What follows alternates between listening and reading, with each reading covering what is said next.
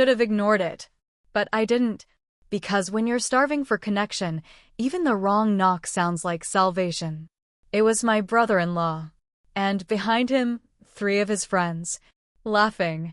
Loud. Alive. They brought the kind of energy I hadn't felt in years.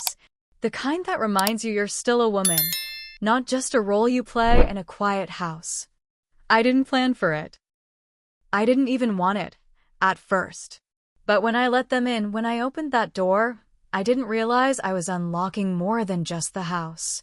I was unlocking a part of myself I'd buried so deep, I forgot it existed. And what happened next?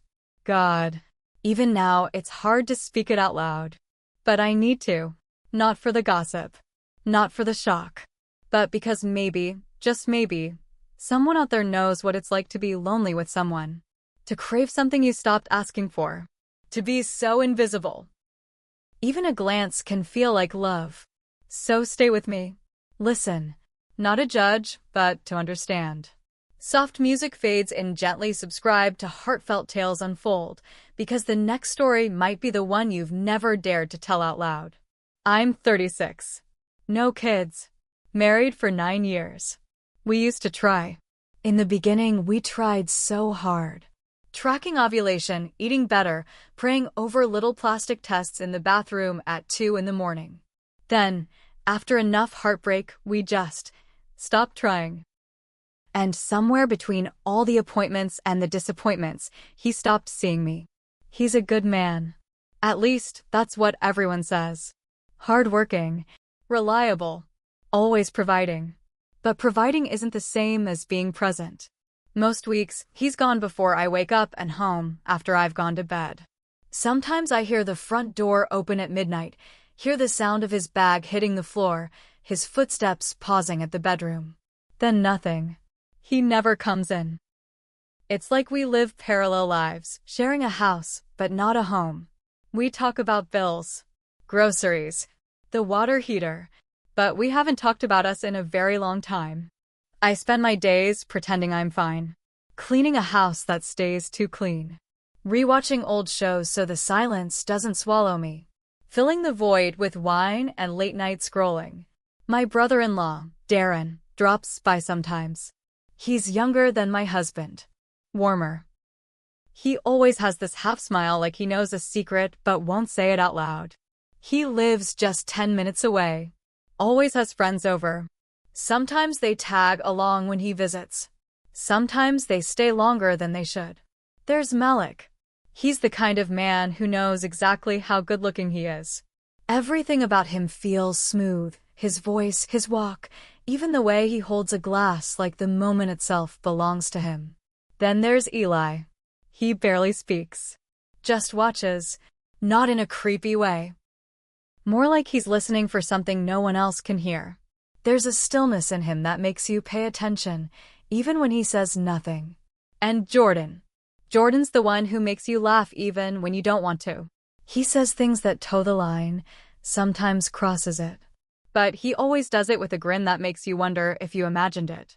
They'd all been to the house before. Game nights, barbecue Sundays, birthdays. But that night felt different. Not because of what they did, but because of what I felt. It wasn't lust.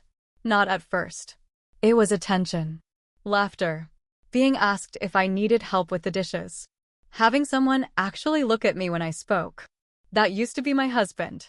Now it was Malik, offering to open the wine. Jordan, cracking jokes about the playlist I'd put on. Eli, saying nothing, but watching me like I wasn't invisible. I wasn't looking for trouble.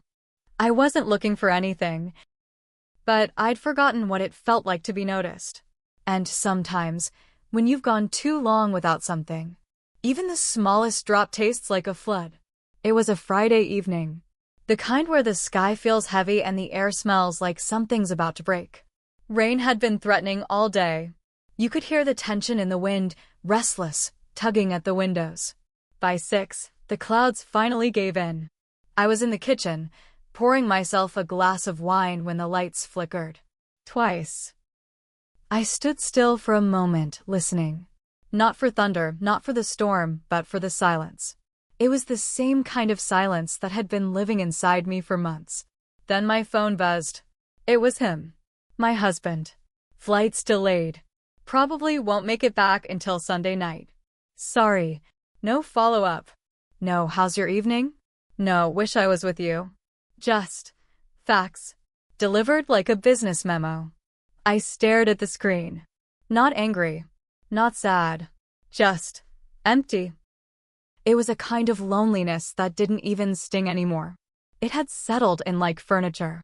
I was about to go upstairs, maybe watch something I'd already seen 100 times just to pass the time, when Darren texted. Games on tonight. Can I bring the boys over? Powers acting up at mine. I stared at the message longer than I should have. It wasn't a big deal. It was just a game. Just a few familiar faces. And maybe I didn't want to be alone in a house that didn't feel like home. So I said yes. 15 minutes later, I heard the knock. When I opened the door, Darren walked in like he belonged there. He always did. Malik followed, flashing that easy grin. Eli nodded, quiet as ever. And Jordan, he came in last, wiping raindrops off his jacket, cracking some joke about me being their lifesaver. They settled in like it was routine. Like this house hadn't been drowning in silence just moments ago. We ordered food. I brought out drinks. They made themselves comfortable. Feet on the coffee table, voices echoing off the walls. I sat at the edge of the couch, pretending not to feel the way Malik's eyes lingered a second too long. I told myself it was nothing. But when he complimented the candle I lit in the corner, the room smells like you. Soft, warm, something in me tightened. I turned to say thank you too quickly. Caught Eli's gaze on me from across the room. He didn't look away. Didn't smile. Just watched. And it wasn't the kind of watching that made you uncomfortable. It was the kind that made you feel seen. Jordan cracked a joke about married women hosting 4 men alone on a rainy night. I laughed. Too loud. Too hard. Even I heard it. Something shifted after that. Not in what they said, but in the air. It was subtle. A brush of tension I couldn't name. The way Malik offered to refill my drink without asking. The way Jordan leaned a little too close when he handed me my plate. The way Eli's eyes never left me, even when he wasn't talking. I told myself it was just the storm. Just the wine. Just my imagination. But somewhere deep down, I knew it wasn't. That night, I couldn't sleep. I laid in bed, staring at the ceiling, listening to the rain tap the windows like a memory trying to get in. The house had gone quiet again, but their voices echoed Jordan's laugh, Malik's low compliments, the silence in Eli's stare. I pulled the blanket up to my chin like it could protect me from the thoughts crawling through my mind. I kept telling myself it was nothing. They were just being friendly. I was just being polite. But my body didn't feel polite. It felt awake. I hadn't felt like that in a long time. Not since before my marriage started slipping into something more like a routine than a relationship. Before I became the woman who watches her husband more than she touches him. I remembered the way Jordan looked at me when I handed him his drink. Like I was a woman. Not a wife. Not someone's responsibility. Just me. And it scared me how good that felt. My phone buzzed on the nightstand. I grabbed it fast, like it was something urgent. It was him. My husband. Flight's at 11 a.m. tomorrow. That was it. No, miss you. No, how was your night? Just logistics. Like I was a calendar, not a person. I stared at the screen until it dimmed. Then I turned it face down. I tried to shake it off. Told myself I was being dramatic. That all I wanted was a little attention. That it was harmless. But attention. Attention is dangerous when you've been ignored long enough. It starts to feel like affection. Like affection starts to feel like desire. And desire starts to feel like love. I kept hearing Malik's voice in my head. The room smells like you. Soft. Warm. I kept seeing the way Eli's eyes never left me, like he was studying something fragile. And Jordan's laugh. That laugh made me forget who I was supposed to be. I curled up tighter in bed. Not because I was cold, but because something inside me had shifted. And I knew it. I knew that night wasn't just about company. It was about something deeper. Something I didn't want to name yet. Because if I named it, I'd have to admit it was real. I whispered to myself, if it's so wrong, why did it feel like breathing for the first time in months? Over the next week, they kept coming. At first, it felt casual. Harmless. They'd text Erin, your place or hers? And more often than not, it ended up being mine. They'd show up with takeout, bags of chips, cheap wine or beer. The kind of things that made the evening feel light. Simple. And I let myself believe it was. I played hostess without even realizing I'd started to. Laid out snacks. Lit candles. Put on music that felt warmer. I started wearing softer clothes, dresses I hadn't touched in months, lip gloss I used to wear when we were still in love. I didn't do it for them. At least, that's what I told myself. But I saw the difference. Malik started flirting more openly. Little comments. Damn, you make even sweats look dangerous. Don't let me get used to this, I might never leave. He always said it with a smile, playful, light, but there was a shadow behind his eyes. Something that lingered. Jordan started teasing me one-on-one. He'd wait until the others were laughing about something else, then lean in and whisper something right in my ear. I bet you used to be wild. Or your husband's a lucky man. I hope he knows that. It was never explicit. But it always landed too close to something I'd buried. And Eli. Eli just watched. Always watching. He'd speak in pieces, soft, short words, but the way he looked at me, it made everything else feel louder. One night, after they left, I found a small folded napkin under my coaster. I thought it was just trash. But when I opened it, there was one sentence, written in block letters, "You deserve to feel again." No name. No explanation. But I didn't need one. I knew it was him. And I didn't throw it away. I pressed it between the pages of a book and hid it in the nightstand like it was something sacred. A few nights later, Malik offered to help clean up after dinner. The others were still in the living room. We ended up in the kitchen, too close, too quiet. I handed him a dish and our fingers touched. Just that. But it was enough to freeze me in place. He didn't move away. Didn't laugh it off. He just looked at me and said, "You ever wonder what it'd feel like to start over?" I didn't answer. I couldn't. Because the truth was that I had. More times than I wanted to admit. And then, one night, Jordan stayed late. Everyone else had gone. He lingered on the couch while I gathered empty glasses. He stood up, walked to the door, then paused. Turned around. "You're not what I expected," he said. His voice was quiet now. No jokes. No smile. "I thought you'd be cold. Or stuck up. But you're something else." He didn't wait for me to respond. Just left. And I stood there, door still open, heart pounding like I'd just done something wrong even though I hadn't. Not yet. But everything, every moment, felt like we were getting closer to a line that none of us were ready to talk about, but we all knew was there. The tension wrapped itself around the house. In every look, every word, every pause that lasted too long.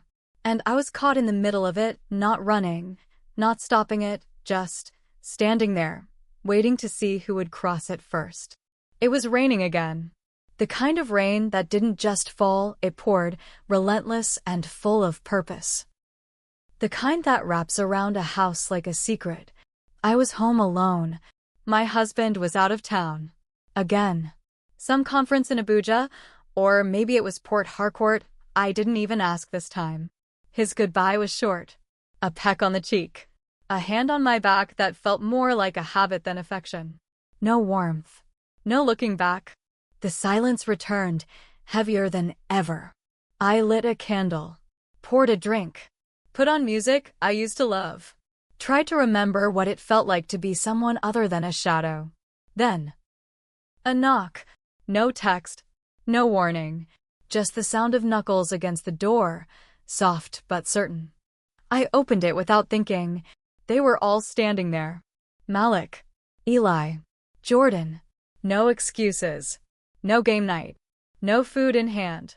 Just them. I could have asked why they were here. I could have said it wasn't a good night. But I didn't. I stepped aside. And they walked in. The air changed immediately. Heavier. Like the room knew what was coming before any of us did. They sat where they always sat, familiar, easy. But no one turned on the TV. No jokes. No laughter. Just silence wrapped around us. I poured drinks. The music played low, like it was trying to disappear. And we just sat. I don't know how long the quiet lasted, but it was long enough to make the truth ache. I looked down at my glass, then up at them, and finally said it out loud. I'm tired of pretending I'm not invisible. No one laughed. No one shifted. Then one of them, I still don't know who, maybe it was all of them, said softly, then stopped pretending. I didn't speak again. None of us did. There was no script for what followed. Just the sound of the rain, the hum of a song I didn't recognize, and 3 sets of eyes that didn't look away. That night, I crossed a line I can never uncross. But for a moment, I felt chosen. Morning came too fast. The house was still. Too still. No footsteps. No voices. No laughter in the hallway. Just silence. They were gone. No note. No trace. Only the faint scent of cologne lingering in the living room, the glasses still on the table, the candle burned down to nothing. My body ached in a way I didn't expect, not from what happened, but from what it meant. I went to the bathroom, turned on the shower, and just stood there. Let the water hit me, let it burn, then freeze, and still I didn't move. I stayed until the steam was gone, until my skin was numb. I didn't want to look in the mirror. I couldn't, because I didn't know who I'd see. The wife? The woman who gave in? The girl who just wanted to feel alive? I wrapped myself in a towel and walked past the guest room. Didn't open the door. Didn't need to. The weight of it followed me anyway. My phone buzzed on the nightstand. I already knew who it was. Boarding now. Home by 3. No emoji. No, see you soon. No hint of what was waiting on the other end of the day. I stared at the message for a long time, then locked the screen. Put the phone face down. An hour later, Darren dropped by. He knocked like usual, but when I opened the door, he didn't come in.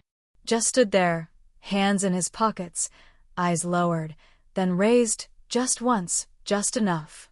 He didn't say a word. He didn't have to. His silence said everything. Then he nodded. Slight. Almost nothing. And left. A few hours passed. I checked my phone. A message from Malik. Just 2 words, no regrets. I didn't know if it was for me or for himself. Maybe both. Maybe neither. Then Jordan sent a meme. Something stupid.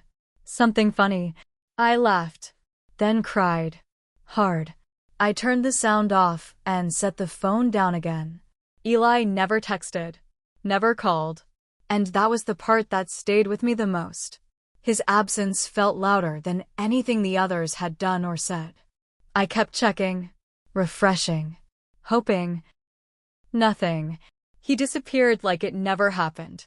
Like I never happened. And I couldn't explain why that hurt more than the guilt. More than the shame. More than the fact that my husband would walk through the door in a few hours and everything would look the same, even though nothing was. That evening, we sat across from each other at the dinner table. Same spots. Same plates. Same dull lighting. He talked about his trip, flight delays, hotel food, someone from work forgetting an important file. He was scrolling through his phone between bites, barely looking up. I nodded in the right places. Made a sound here and there to show I was listening. But I wasn't. I was watching him. Really watching. The way his eyes never met mine. The way his hand brushed the screen more gently than he ever touched my skin. The way his voice filled the room without ever asking how I'd been. And somewhere in that moment, I wondered if he found out. If he knew what I had done, would he be angry? Devastated? Would he fight for me, demand answers, shout and cry and fall apart the way people do when they love someone they thought they could trust? Or would he just sigh? Like a man who'd finally been given permission to stop pretending. Like a man relieved to let go. The guilt sat heavy in my chest. But not heavier than the emptiness that got me there. I didn't cheat for the thrill. Not for passion. Not for some reckless moment of rebellion. I cheated because I was vanishing. Day by day. Word by word. Touch by absence of touch. And for one night, I felt seen. I felt real. But now I was both. The woman who was ignored and the woman who did the unthinkable. I stared at him as he scrolled. And I asked myself, do I tell him? Do I lay it all bare? Rip apart